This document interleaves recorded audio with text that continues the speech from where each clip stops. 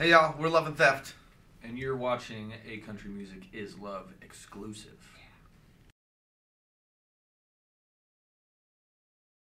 Yes, but it's all the different sides of it, I think, and that's one thing that when somebody actually mentioned that, like if you look at all the titles, there's a lot of alcohol references, but the Whiskey on My Breath, I mean, you don't know what that's going to be like until you listen to it, but that's about an alcoholic he's so deep into his addiction that he just literally can't see anything. He lost everything in this world, and the only thing he can see is his addiction and the fact that he just doesn't want to go to hell. I mean, that's pretty much it.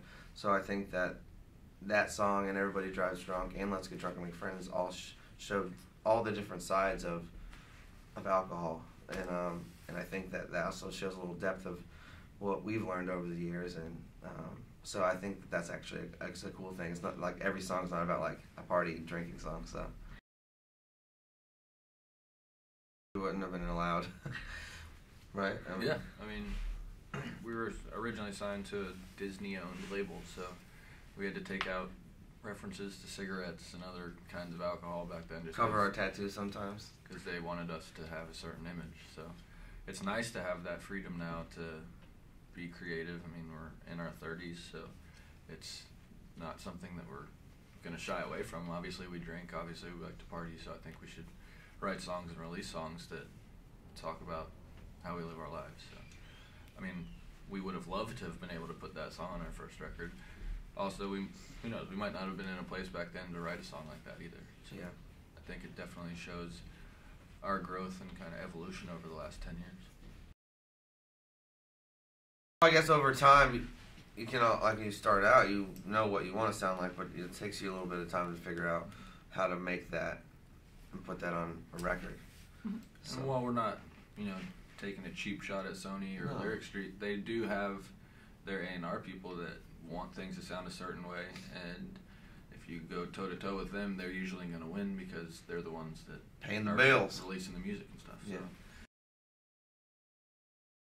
We were on Carrollwood, then Lyric Street. They put us on Carrollwood so that way they didn't piss off Rascal Flatts because they already had a trio over there. So they literally created a label for us.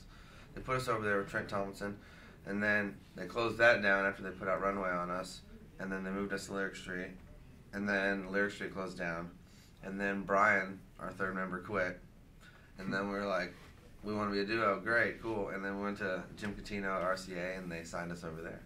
Okay.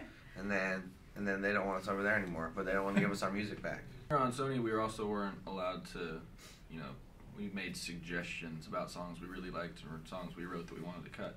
But it was about 50-50, us cutting songs that we wrote and outside songs. So we had a lot of songs saved up kind of in our catalog that we were passionate about, that we were holding on, and we didn't want anyone else to cut them because we wanted to release them eventually. So it actually worked out. We had probably hundreds of songs to pick from, and we went through and picked the ones that we thought fit this project the best, and also songs that we wanted our fans to hear. So thank God some of these we were gonna record for the other album, and we were gonna go and cut again, and then when they were like, oh, we don't want you on a label anymore, we were like, oh man, thank God we didn't record those because we wouldn't be able to have them back. And that's like Whiskey on My Breath is one of those, Everybody Drives Drunk is one of those. I don't know what else, but those two for sure, and Drunk and Make Friends. So it kind of worked out really well for us because we got to keep those ones. The other ones we can't re-record for 5 more years. Hopefully we'll figure out a way, because there's a couple songs that we wrote of those that we would really, really like to have that we've been playing live. So we'll figure it out. We actually have some fans that have tried to start Kickstarter campaigns and other stuff to raise money to buy the songs because they love the songs so much. Yeah.